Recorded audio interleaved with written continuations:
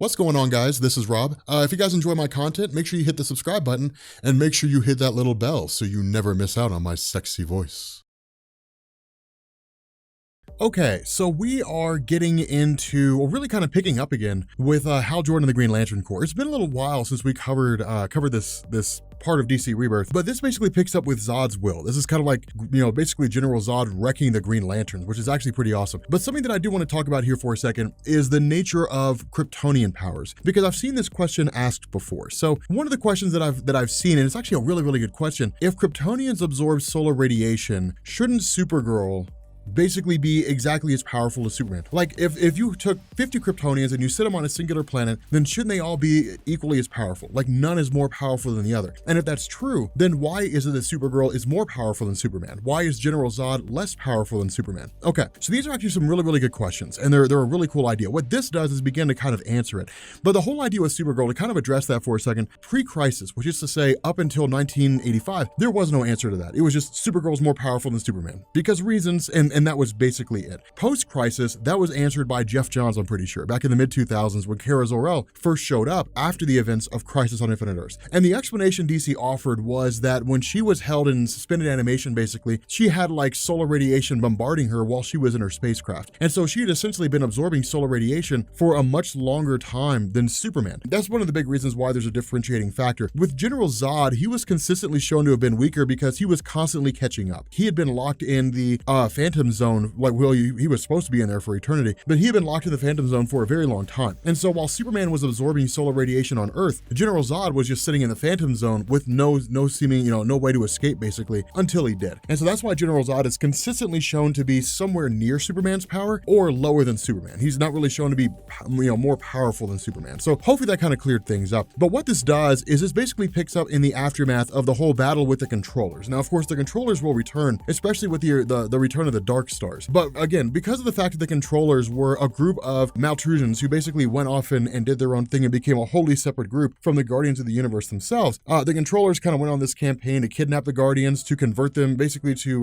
rematerialize them more or less, or kind of sap their energy and create more controllers to kind of bring controllers back. What this did is it led to, John Stewart and Hal Jordan and so on and so forth, the various Green Lanterns rescuing the Guardians of the Universe. And so what this means is that the Guardians are basically reforming into their previous roles. But this is a very iffy situation. And the reason for this is because, remember, when it came to everything before the New 52, basically the old Jeff Johns run, the Guardians of the Universe were shown to have been a group that was very manipulative and housed a lot of secrets. They didn't tell the Green Lanterns everything they wanted to know. And when it comes to like John Stewart, he initially quits, and he basically decides to quit in the face of the reformation of the Guardians of the Universe. And of course, the question they kind of have is, but why though? John Stewart basically says the last time we had a quote unquote, council of the Guardians of the Universe, you guys hid information. You guys ignored the warning signs of the coming, destruction of the universe, and it took the rise of the Black Lanterns in order for you guys to finally realize things were popping off. It was the idea that the Guardians had become very tyrannical, and so the result is that when John Stewart looks at the reformation of the Guardians of the Universe, his whole idea is, we're going back to the way things used to be, and I don't want to be a part of that. Now, here's kind of the cool thing. Ganthet and Sade are old school, right? They're basically the original Guardians of the Universe. All the original Guardians, except for those two, were basically dead. It's a whole new group of Guardians who were there. But this is basically a fresh face, a fresh group of people, with the exception of Ganthet and Sade. But their whole response is, the fact that you realize, John Stewart, that this is a problem is why we need you here. We don't want to become the council that becomes despotic. We want someone to be able to keep us in check. And so it's kind of cool because it's basically meeting halfway. So of course, he's basically sent back out by the Guardians. He's told to essentially just kind of make sure everything's in check. And then of course,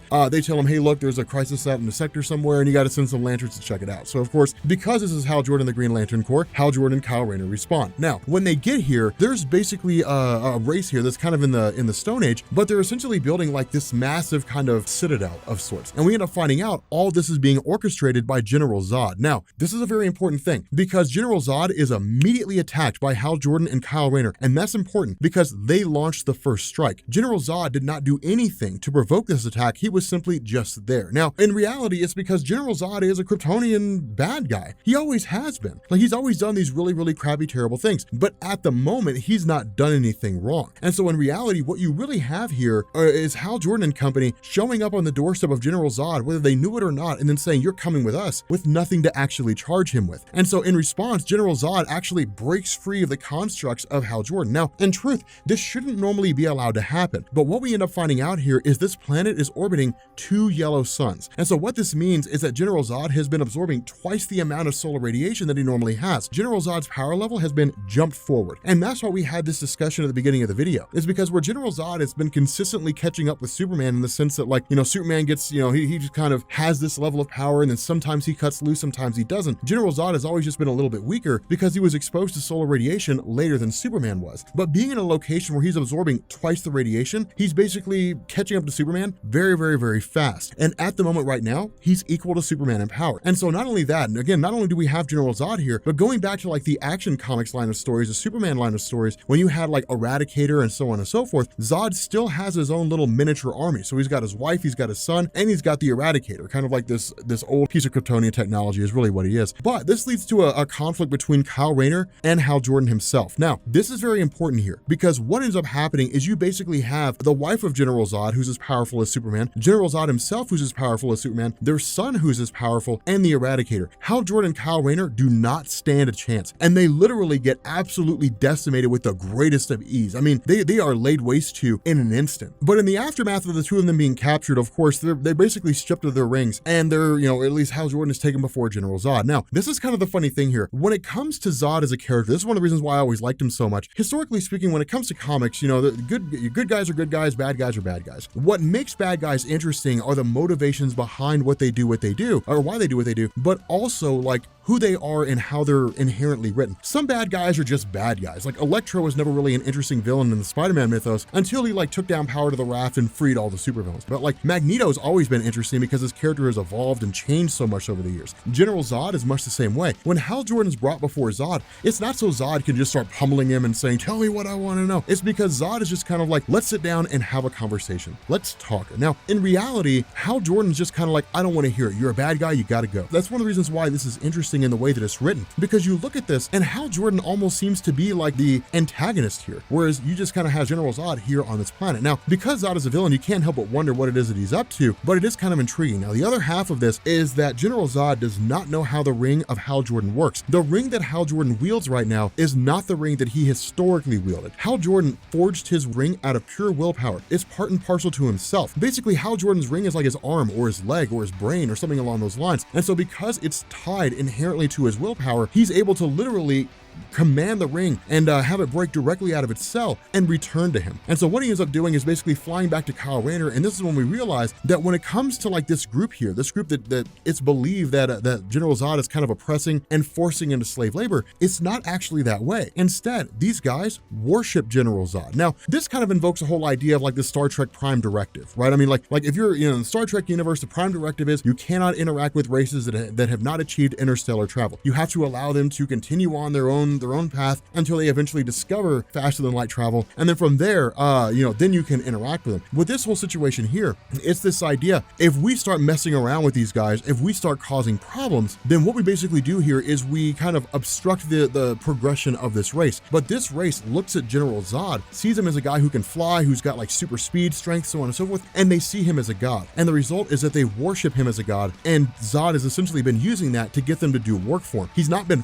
forcing them into oppression. If anything, he's kind of manipulating them. But manipulating someone is not an illegal act. He hasn't actually done anything wrong here. And so the result is that with General Zodd just kind of like, okay, look, we got to take care of these two Green Lanterns, Hal Jordan essentially like binds his ring directly to Kyle Rayner, transforming him into something akin to like an infinite lantern basically, and then sending Kyle Rayner back to Oa. And so it's kind of cool because Kyle Rayner is actually bonded with pure willpower. Now, the problem with this is that because it is such an extreme level of power, Kyle's trying to adapt adapt to it. But this power, this pure willpower that he's getting, is actually like kind of overriding his senses. And what I mean by that is that he's suffering from like a lacerated liver, he's got broken ribs. By all standards of measurement, he should be like recovering and in surgery right now. But this willpower he's receiving is kind of amplifying him up to the extreme, where it just like overrides all those sensations. And so basically he feels no pain. He's just totally gassed up and ready to go. The other funny thing about this is because of the fact that he's bonded with Hal Jordan's willpower, he's spouting off Hal Jordan quotes.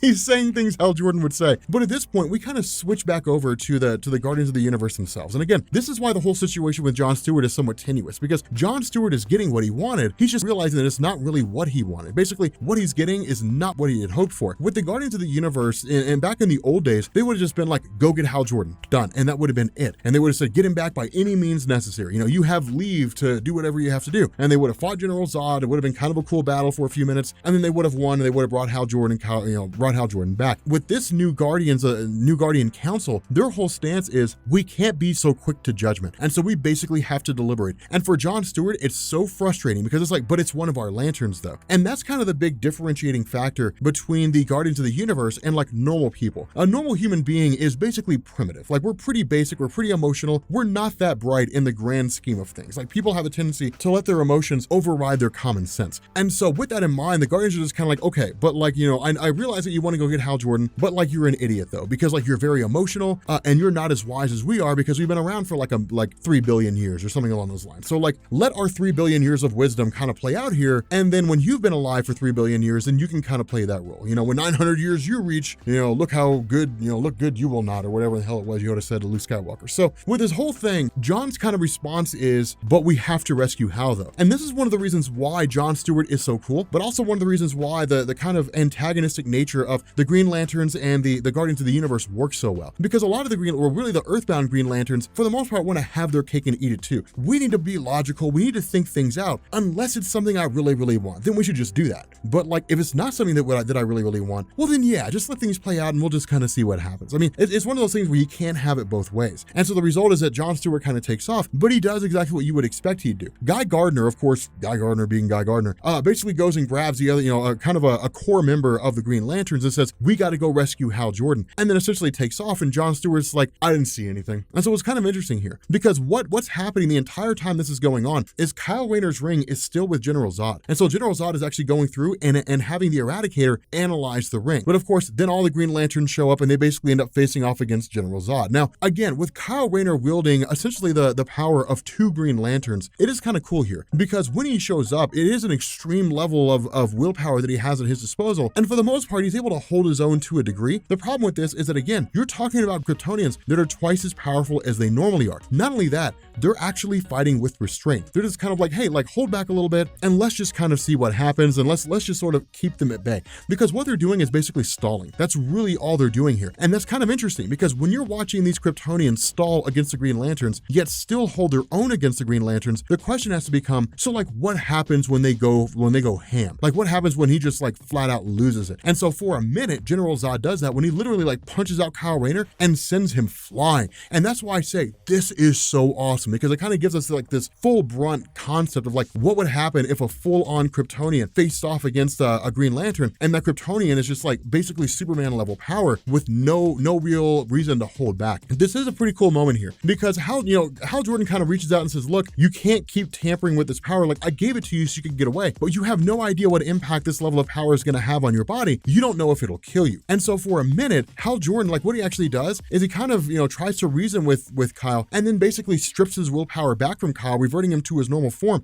kind of amplifies it a bit, and then in turn, like, grabs his willpower, brings it back, and his ring returns to himself. And then, of course, Hal Jordan arrives on the scene. Now, of course, this is after, like, all the Kryptonians have decimated all the other Green Lanterns. And so it's really one of these things where, like, Hal Jordan is the last man standing. Now, again, when you're talking about Hal Jordan fighting here against General Zodd, it's kind of a continuation continuation of that whole discussion that we had earlier. Well, of course, General Zodd being as powerful as Superman, he crushed Hal Jordan before, he should be able to crush him now, but it doesn't work that way. Because what Hal Jordan kind of says here is, look, I wasn't prepared to fight a Kryptonian who had been exposed to this much solar radiation. I didn't expect to see you fighting here. And now it's one of those comic book cop-outs. It works, but it's one of those things that writers kind of use to sort of adjust the story a little bit. But in turn, like it's basically the willpower of Hal Jordan facing off against the full power of General Zodd, essentially facing off against Superman here. And it's awesome because the ring allows a person to do whatever they want to do. It allows their imagination to run wild, but the ring is only as powerful as the willpower of the person who wields it. But with Hal Jordan, it's a wholly separate circumstance because the ring is an extension of himself. And so the ring is his willpower. It's not just a thing that was given to him. And so he's basically fighting with his mind, body, and soul. And that's why this is so cool, is because he's able to hold his own pretty damn well against General Zodd and actually able to like beat the crap out of him. Now, the other thing to remember here is that General Zodd is a master strategist. The issue with General Zodd is that by and large, most of his battles have been confined to Superman or like Wonder Woman or something along those lines because he's historically been a Superman villain. Superman is more of just like hardcore punching and different things like that and kind of thinking about things from a different perspective, but that's always been the nature of Zodd versus Superman, the military strategist versus the guy who just punches things. And so when it comes to this whole situation, Hal Jordan, his experience when it comes to like various forms of military combat is he is well versed in this. Not only that, he thinks about things with a little bit more imagination. And the reason why I say this is that when he's facing off against Zodd and sending all these different, these different hard-light constructs in the form of like jets toward him, General Zodd is kind of thinking about it in a two-dimensional space. There's front and there's back. With Hal Jordan, however, he just kind of sits around and he says, one of the most important things the Air Force taught me is that there is no real up and down. I mean, there's up and down in so much that you have a ground and a sky, but like fights are three-dimensional. And so you have to see things around you at all times. And so that's when Zodd begins to turn around and realize that like all these different things are coming at him from every single direction. Now, it's not enough to destroy Zodd, but it is enough to take him by surprise. And that's a pretty significant feat because when that happens, it basically allows Hal Jordan to take him prisoner. Now, as soon as this happens, the Green Lanterns pop up and say, you have to let him go. He hasn't actually broken any laws here. So there's nothing that we can do. Because of that, he's essentially let go here. But it's kind of cool because General Zodd's response is, we don't want you here. Now, this is the biggest motivation for why General Zodd is doing all this. Though the whole purpose of General Zodd, the whole way he perceives this is that Tomar Ray was the Green Lantern of the sector that Krypton was in when Krypton blew up. And so Zodd has always held a hatred for Green Lanterns because of the simple fact that the Green Lantern that he perceives that Tomar Ray had failed. That Tomar Ray had basically screwed up and allowed Krypton to be destroyed. And so in his mind, he's like, we rebuke your protection. Like, do whatever you want to do in this sector, but do not come here. And it works because what it means is that he would be able to sort of function with autonomy, that nobody can really interfere in what it is that he has going on. The other half of this is that for Zodd, the reason why he was analyzing the ring of Kyle Rayner, which of course would return to Kyle Rayner and, they were all kind of allowed to go free, is that what Zodd wanted was the information stored inside the ring, which no one really seemed to ask the question of what he was doing with the ring. But what Zodd was doing, going through and analyzing the ring, he essentially has a map of the universe now. He has a map of every single race in the universe, every single planet in the universe, the weapons capabilities of those races on those planets, how many Green Lanterns there are, where the Green Lanterns are stationed at, all the goings on that exist inside the universe right now. And what it means is he has every conceivable piece of information he would need. From a military strategic standpoint, that's a gold mine. If you're a military strategist and you can know what the enemy's weapons are, you can know where the weapons are, and you can know how to attack those weapons without being seen, you've basically won the war, especially if they don't know that you have that information, because then you can implement that in any conceivable way that you want to. And so what this does right now is it makes General Zodd quite possibly the most dangerous being in the universe. But something else that I want you guys to consider, this is kind of an interesting scenario because it sort of points to the idea of what direction Hal Jordan might be going in. It's one panel, it's not very long, but Hal Jordan starts talking to John Stewart about the idea of ending villains permanently. He's just kind of like, what do you think about the idea that like, if we got rid of villains, like if we faced off against a villain and they were gone for good, would that really be a bad thing? And in reality, it wouldn't. A dead man cannot be a repeat offender. Hal Jordan's not really wrong here. It's not necessarily the worst idea to kill every criminal who commits a crime. The problem with this is like evidence and different things like that. It is kind of interesting. And it kind of points to the idea that Hal Jordan's sort of falling down this road of possibly becoming a bad guy. We don't really know. But anyway, if you guys are new here to Comics Explained, make sure you guys hit the sub button to become part of the Rob Corps. If you guys enjoyed this video, make sure you drop a like, and yeah, I will catch you all later. Peace.